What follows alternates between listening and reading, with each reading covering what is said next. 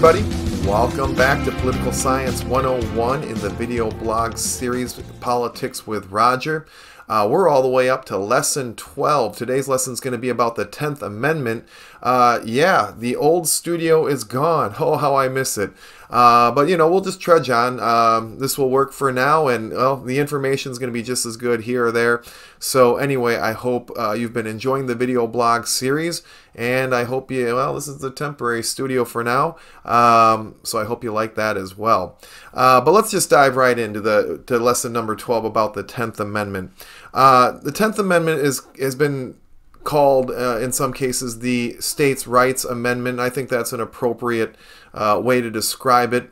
The exact amendment reads, "The powers not delegated to the United States by the Constitution, nor prohibited by it to the states, are reserved to the states respectively or to the people."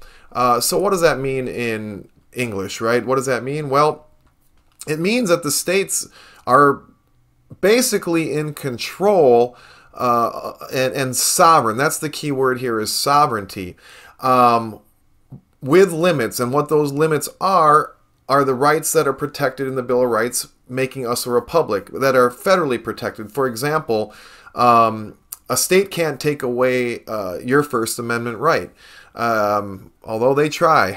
Oh man, they try. Or your Second Amendment, or your Fourth Amendment. But states are allowed basically to govern themselves according to the 10th Amendment with limits. And those limits are that they cannot infringe on your Bill of Rights, the rights that are protected by the federal government. So it's a fascinating dynamic, but this is what makes us a republic. The fact that we have a Constitution and a Bill of Rights that's protected by a centralized federal power, yet at the same time, within our system, the states are considered sovereign and are allowed to given wiggle room to govern themselves. This is what makes us a republic, and this is what makes this country extremely unique. The founding fathers had a vision that the states would almost be like mini laboratories. It was described as by Mark Levin in Liberty and Tyranny. Great book. Go check out earlier lessons about that.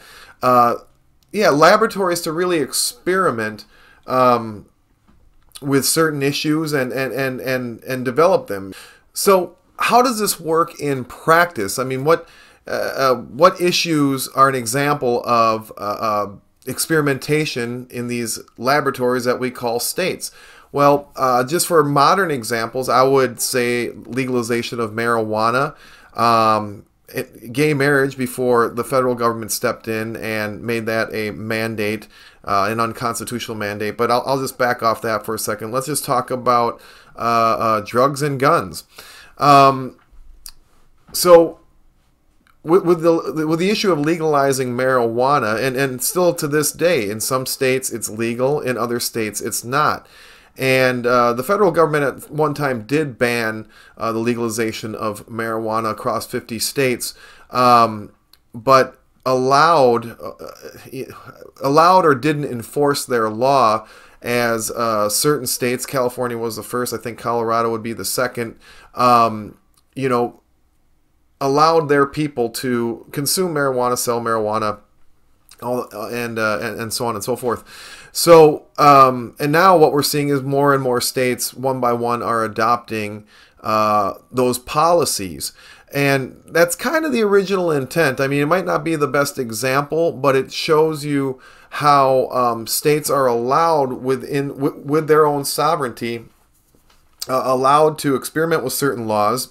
And as things progressed, other states made a decision on whether or not they wanted to adopt those policies, and that's kind of what we see with that issue. Another issue, guns. We see a lot of variance between the states on how they approach guns. Now, no state is allowed to take away your Second Amendment, and You see a lot of, again, a lot of states really trending in that direction, and almost seemingly trying to take away your right to own a gun. You see that in California with very tight restrictions. They make it very cumbersome to purchase a gun, background checks, just very stringent regulations to your Second Amendment. But short of taking away your Second Amendment completely, on the other hand, you have states that make it very easy to purchase firearms, to purchase arms, and you got a lot of variance. But no state is allowed to take away your Second Amendment right. Those rights are protected by your federal government and our Bill of Rights. A couple other issues that I just thought about that are very relevant to the 10th Amendment today: abortion and gay marriage. Again, both of these laws are protected by the federal government, but there's nothing within the federal government or nothing within the Bill of Rights that mentions these as federal rights. And I think the states would legally have leeway, particularly in the case of abortion, to say that we don't want to allow it in this state. And that would be something that would be great to see happen. States stand up for their own sovereignty and say, hey, we're not going to allow this in our state. We have the right to not allow this in our state. Even the Constitution, our federal government's supposed to protect our right for life, liberty, and the pursuit of happiness. Life mentioned in that. And anyway, the federal government protects the practice of abortion in all 50 states. That's not in the Bill of Rights. I think states have leeway to push back on that, being sovereign states themselves. And anyway, that's just abortion. The same can go with gay marriage. Prior to what they call the passing, what happened with gay marriage was a lower court in, I think it was the state of Pennsylvania, basically upheld gay marriage within Pennsylvania. And even legally, it doesn't gel with the way the Constitution works, but it basically became a mandate in all 50 states, a federally protected right, where I would say that flies directly in the face of the 10th Amendment. Now, whether you're for or against gay marriage, that's not really important, because in our republic, the question isn't necessarily what do you think, but who gets to decide? Who gets to decide? That's what's important within the rules of our country. So if you live in a state that accepts gay marriage, that people vote on it and they say we want to have gay marriage, I think that's fine. I think states are allowed, should be sovereign and should have that decision. On the other hand, if you live in a state where they say, well, we don't want to accept gay marriage, we don't believe in that, we don't like it, that should also be fine.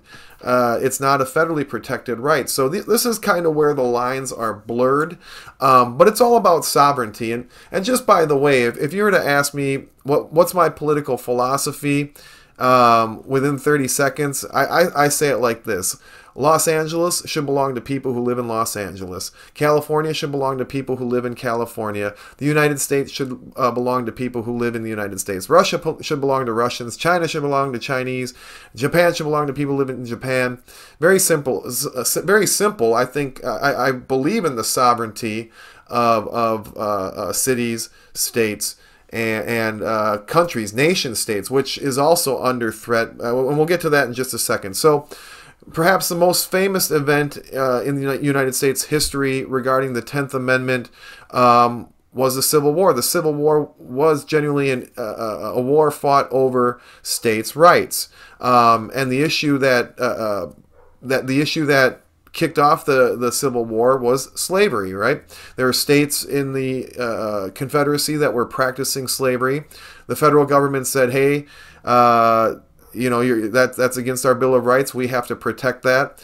The southern states, the Confederacy said, we're sovereign. We can have slaves if we want to have slaves.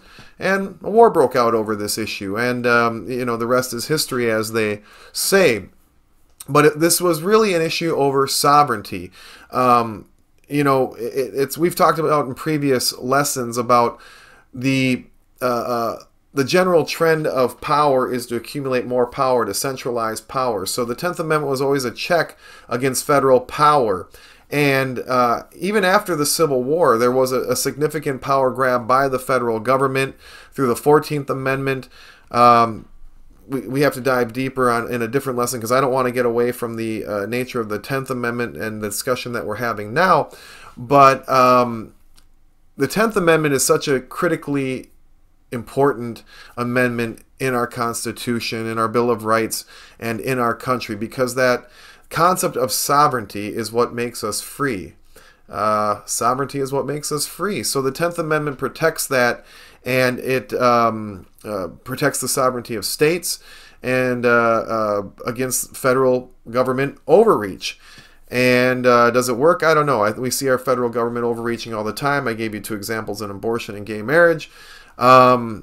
And you see our federal government always infringing on the Second Amendment, trying to confiscate guns when one party's in office. So, you know, in a nutshell, that's the 10th Amendment, and that's some of the contemporary and historical applications of it. Finally, I just want to talk about globalism for a second, and you say, hey, this is a constitutional class, or this is a constitutional lesson. Why are we talking about globalism in the context of the 10th Amendment?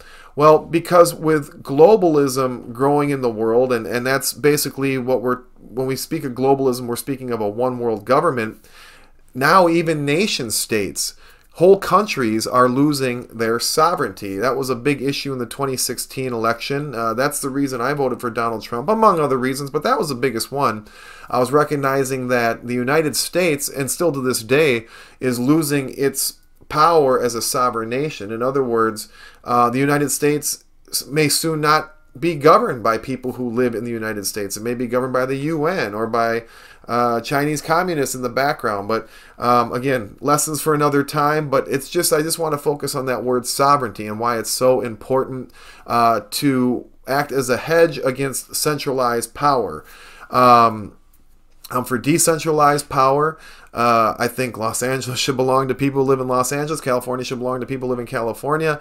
And the United States should belong to people who live in the United States. So the 10th Amendment, the States' Rights Amendment, the amendment that gives states their sovereignty, extremely important.